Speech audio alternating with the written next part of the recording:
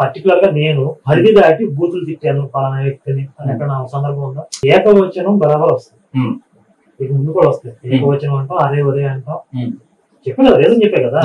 వాడు నా ఆరాధ్య దైవాన్ని అవమానిస్తున్నప్పుడు వారిని గౌరవపూర్వకంగా వారు వీరు అనడం నాకు సాధ్యం కాదు, అలాగే వస్తుంది. కాకపోతే కంటెంట్ లేకుండా ఓన్లీ తిట్టడమే జయంగా ఏమి వీడియో చేయలేదు. వాడు చెప్పినటువంటి అసంబద్ధమైన విషయాలని విశదీకరిస్తూ వాస్తవాలని వెలికి తీస్తూ మనం కంటెంట్ ఇస్తాం.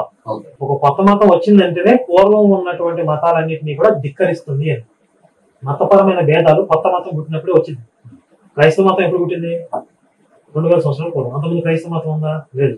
క్రైస్తవ మతం వచ్చి 2000 సంవత్సరాల పూర్వం పుట్టింది అంటే దాని మీనింగ్ ఏంటంటే ఇంతకు ముందు ఉన్నటువంటి మతాలన్నీ కూడా అసత్యం, నేనే సత్యం అని చెప్తుంది. ఇప్పుడు నిజంగా మానవాళి మీద వీళ్ళకి శ్రద్ధ ఉంటే, మానవులందరి మధ్య సమరసత కలగాలి, సామరస్య భావన ఉండాలి అని ఒక లక్ష్యంతో వీళ్ళు ఉంటే కనుక కొత్త మతాలు పెట్టాల్సిన అవసరమే ఉంది.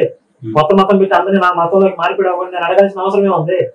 వాళ్ళు మధ్యలో కొత్త మతాలు పెడతారు, మా మతంలోకి మత మార్పిడి అవ్వండి అని చెప్పి ప్రలోభాలు పెట్టి మత మార్పిడి చేస్తారు. ఇప్పుడు మత భేదాలు రాకుండా ఏముంటాయి? వాళ్ళకి హారత బట్టి స్వాగతాలు చెప్పాలా మేము?